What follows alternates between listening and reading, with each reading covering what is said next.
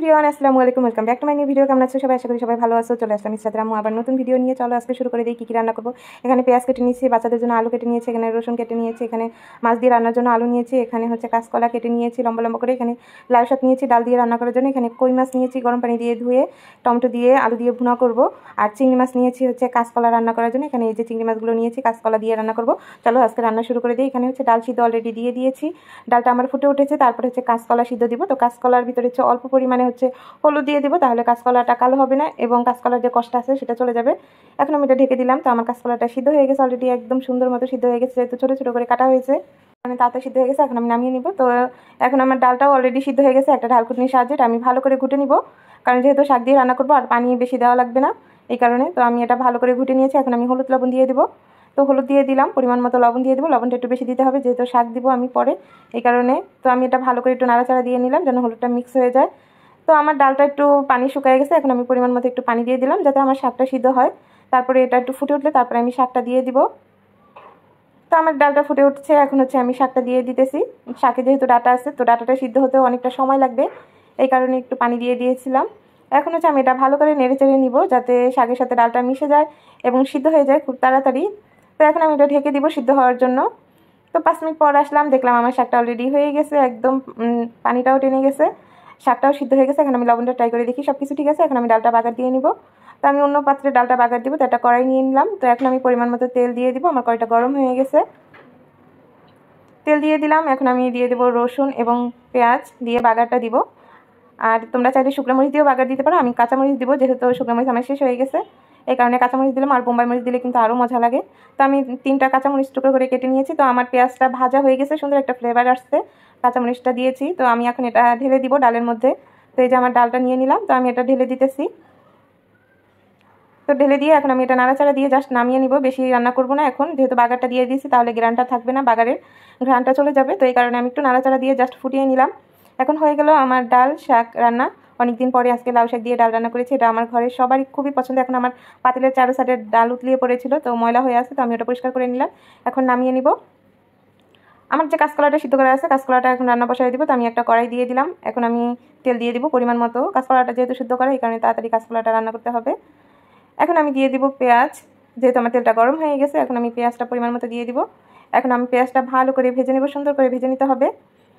তারপরে আমি দিয়ে দিব হচ্ছে চিংড়ি মাছ যে নিয়েছিলাম, চিংড়ি মাছগুলো দিয়ে দিব। এখানে 10-12 পিস চিংড়ি মাছ আছে, বড় বড় সাইজেরই, তো ওগুলোও দিয়ে দিলাম। এখন পেঁয়াজের সাথে চিংড়ি মাছটা ভেজে নিব।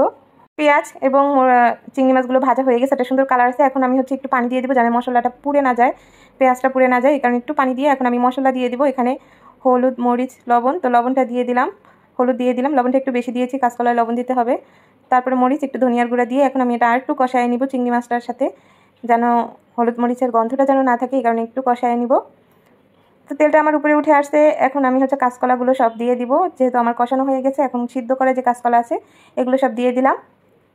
এখন আমি এটার সাথে একটু কষায় নিব। বাচ্চাদের জন্য আলু ফ্রাই করেছিলাম, কিছু আলু বাকি ছিল, সেই বাকি আলুগুলোও দিয়ে দিলাম। তো এখন এটা আমি একটু কষায় নিতেছি। এটা হচ্ছে 2 মিনিটের মতো আমি কষাবো। এখন আমি এটা একটু ঢেকে দিব, কারণ এটা কষায় নিলে কি হয় একটু ভালো লাগে, তরকারি কষানো তরকারি কিন্তু অনেক ভালো লাগে। তো 2 মিনিট পর চলে আসলাম। আমার কাঁচকলাটা কষানো হয়ে গেছে চিংড়ি মাছ মশলার সাথে, একদম শুকনো শুকনো হয়ে গেছে। এখন আমি ঝোল দিয়ে দিব পরিমাণ মতো, যতটুকু আমার ঝোল লাগবে। কাঁচকলাটা আমি একটু ঝোলঝোলি রান্না রাখবো এই কারণে একটু ঝোলটা বেশি দিব। আর কলা আলু যেহেতু সিদ্ধ করা আছে এই কারণে বেশি ঝোল না দিলেও হবে। তো আমি দিয়ে দিলাম 2 কাপ পরিমাণে পানি। এখন আমি এটা ভালো করে নেড়ে চেড়ে নিব, ভালো করে নেড়ে চেড়ে মশলার সাথে পানিটা মিক্স করে নিব। এখন আমি এটা ঢেকে দিব, আমার হয়ে গেছে। তো আমি এটা ফুটাবো 2 মিনিটের মতো। তো ঢাকনাটা একটু ছোটো হয়ে যায় এই কারণে চামচের সাহায্যে ঢেকে দিলাম। তো আমার কাঁচকলাটা একদম মানে শুকনো শুকনো হয়ে গেছে, হালকা পরিমাণে ঝোল আছে, তো হয়ে গেছে আমার কাঁচকলাটা। আমি একটু টমেটো দিয়ে দিব 2-3টা, তো টমেটো দিয়ে দিলাম। এখন আমি এটা নামিয়ে নিব, ঢেকে রাখবো। তো হয়ে গেল আজকের মতো কাঁচকলা রান্না আমার। এখন হচ্ছে কই মাছ রান্না করব। তো আমি এটা নামিয়ে নিলাম। এখন আমি কড়াই দিয়ে দিলাম কই মাছ ভাজার জন্য। আমার তাওয়াটা গরম হয়ে গেছে, এখন আমি তেল দিয়ে দিব। তার আগে আমি হচ্ছে মাছটা ম্যারিনেট করে নিব। এখানে মাছ নিয়েছি কই মাছ, কই মাছের ভিতরে হলুদ মরিচ মাখবো। তো তাওয়াটা আমার গরম হয়ে গেছে, যেহেতু আমি আগে তেলটা দিয়ে নেই।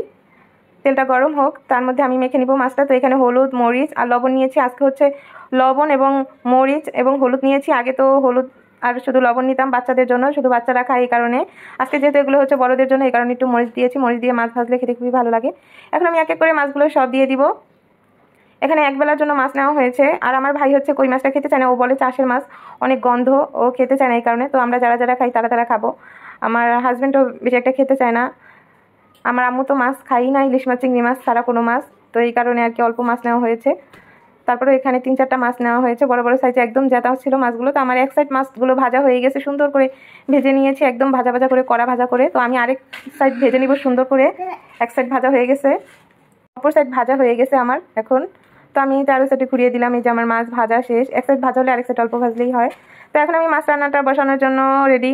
তো এখন আমি পাত্র দিয়ে দিলাম, কড়াইয়ের ভিতরে হচ্ছে একটু তেল দিয়ে দিলাম, অল্প পরিমাণে তেল দিব, যেহেতু মাছের ভিতরে অনেক তেল আছে, এই কারণে একটু তেল দিয়ে দিলাম।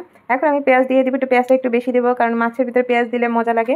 তো পেঁয়াজ দিয়ে দিলাম। এখন আমি পেঁয়াজটা ভালো করে ভেজে নিব, সুন্দর করে ভেজে নিব। তো পেঁয়াজটা আমার ভাজার সাথে সাথে আমি আলু দিয়ে দিব এখানে, পেঁয়াজের সাথে আলুটাও ভেজে নিব, যেহেতু আলুটা একটু বড় বড় ছিল, মোটা সাইজের ছিল, এই কারণে আলুটা পেঁয়াজের সাথে ভেজে নিলে একটু সিদ্ধ হয়ে যাবে। পেঁয়াজটা আমি ভেজে নিয়েছি আলুর সাথে। এখন আমি হচ্ছে এক এক করে মশলা সব দিয়ে দেবো। আজকে হচ্ছে রসুন বাটা দিয়ে দিলাম 1 চামচ, যেহেতু কই মাছ তো রসুন বাটা দিতে হবে। তো রসুন বাটা দিয়েছি 1 চামচ। এখন হচ্ছে মশলা দিয়ে দিব, লবণ দিয়ে দিলাম, পরিমাণ মতো মরিচের গুঁড়া দিয়ে দিলাম, হলুদের গুঁড়া দিয়ে দিলাম, একটু ধনিয়ার গুঁড়া দিয়ে দিলাম। এখন এটা আমি আরেকটু কষায় নিব, মশলাটার সাথে আলুটা একটু ভালো করে কষায় নিব, যাতে আমার আলুটা আর কি সিদ্ধ হয়ে যায়। যেহেতু বড় সাইজের আলু ছিল, মাছগুলো ভাজা আছে, বেশি সময় লাগবে না রান্না করতে। তো আমি ভালো করে হচ্ছে ম্যাগনেট করে কষায় নিলাম। এখন আমি একটু পানি দিয়ে দিব, যাতে হচ্ছে মশলাটা পুড়ে না যায়, এই কারণে আমার অল্প পরিমাণে পানি দিয়ে একটু কষাইতে হবে। যেহেতু রসুন দিয়েছি, আজকে মশলাটা একটু ভালো করে কষাতে হবে। রসুন দিলে কিন্তু রসুনের একটা গন্ধ থাকে, আর যেহেতু আলু আছে, আলুটাও সিদ্ধ হয়ে যাবে। তো আমি একটু কষাই নিব, এই কারণে অল্প পানি দিয়ে আমি এটা একটু ঢেকে দিব। তো 2 মিনিট পর আমি আসলাম, দেখলাম আমার একদম কষানো হয়ে গেছে, আমার পানিটা একদম টেনে গেছে এবং তেলগুলো উপরে উঠে গেছে। এখন আমি এটা ভালো করে একটু নাড়াচাড়া দিয়ে নিব, বারবার নাড়াচাড়া দিয়ে নিব, যাতে আমার মশলাটা নিচে লেগে না যায় এবং পুড়ে না যায়। তো হয়ে গেল আমার মশলা কষানো। এখন আমি টমেটো দিয়ে দিব। টমেটো মাছ ভুনা তো টমেটো ছাড়া হয় না, তো টমেটো দিয়ে দিলাম। টমেটোটা দিয়ে হচ্ছে আমি ঝোল দিয়ে দিব। এখানে গরম পানি নিয়েছি, তো গরম পানি দিয়ে দিব, বেশি পানি দিব না, যেহেতু মাছটা একটু ভুনা ভুনা করবো, এই কারণে বেশি পানি দিই নাই, জাস্ট আলুটা সিদ্ধ হতে যতটুকু পানি লাগে। তো আমি এখন একটু ঢেকে দিলাম। তো 5 মিনিট পর আসলাম, দেখলাম আমার আলুটাও সিদ্ধ হয়ে গেছে, প্রায় টমেটোটাও সিদ্ধ হয়ে গেছে, অল্প পরিমাণে পানি আছে। এখন আমি মাছ ভেজে রাখা মাছগুলো সব দিয়ে দিব এক এক করে, যাতে মাছের সাথে পানিটা মিক্স হয়, এই কারণে এখন দিয়ে দিতে হবে। তো আমি এক এক করে মাছগুলো সব দিয়ে দিতেছি। এখানে 7-8 পিসের মতো মাছ আছে। তো আমার পানির সাথে কিন্তু মাছগুলো একদম মিক্স হয়ে গেছে, সমান সমান হয়ে গেছে। আর আজকে একটু মরিচ কম দিয়েছি, কারণ এই মরিচটায় প্রচুর পরিমাণে হচ্ছে ঝাল, এই কারণে একটু তরকারিটা আমার একটু লাল কম হয়েছে মরিচটা কম দেওয়ার কারণে। তারপরে ঠিক হয়ে যাবে, যদি যেহেতু টমেটো দিয়েছি, টমেটোটা গলে গেলে ঠিক হয়ে যাবে তখন। তো আমি এটা ভালো করে একটু নাড়াচাড়া দিয়ে নিতেছি, চারো সাইডে মাছগুলো একটু ডুবিয়ে দিতেছি ঝোলের ভিতরে। এখন আমি এটা একটু ঢেকে দিব 5 মিনিটের জন্য। তো ঢেকে দিলাম, 5 মিনিট পর চলে এসেছি। তো আমার ঝোল কিন্তু একদম টেনে গেছে, একদম মাখা মাখা হয়ে গেছে। এখন আমি জিরা টেলে নিয়েছি, জিরাটা হচ্ছে গুঁড়া করে দিয়ে দিব মাছের ভিতরে, আজকে যেহেতু ধনেপাতা দেই নাই। তো আমি জিরাটা টেলে নিয়েছি, এখন হচ্ছে আমি জিরাটা দিয়ে দিলাম। তো হয়ে গেল আমার আজকের মতো টমেটো আলু দিয়ে মাছ রান্না। তো আজকের মতো রান্নাবান্না শেষ। এখন আমি চুলাগুলো পরিষ্কার করে নিব, যেহেতু রান্নাবান্না শেষ, ভাত রান্না করা শেষ, ডাল রান্না করা শেষ, মাছ রান্না করা শেষ, কাঁচকলা রান্না করা শেষ। তো এখন আমি চুলাগুলো সুন্দর করে পরিষ্কার করে নিব। যেই রান্না করি আমরা লাস্টে হচ্ছে চুলাগুলো পরিষ্কার করে পুরো পাকঘরটাকে গুছিয়ে রাখি। তো আমার এই যে পাকঘরটা ক্লিন করা হয়ে গেছে। তো চলো দেখিয়ে দেখি কি রান্না করলাম। আর আজকের ভিডিওটা কেমন হয়েছে সবাই কমেন্ট করে জানাবে। বন্ধুরা ভালো লাগলে অবশ্যই এটা লাইক দিয়ে দিবে, আর নতুন হয়ে থাকলে আমার চ্যানেলটা সাবস্ক্রাইব করে দিবে। সবাই ভালো থাকবে, সুস্থ থাকবে, আমাদের জন্য দোয়া করবেন। আসসালামু আলাইকুম।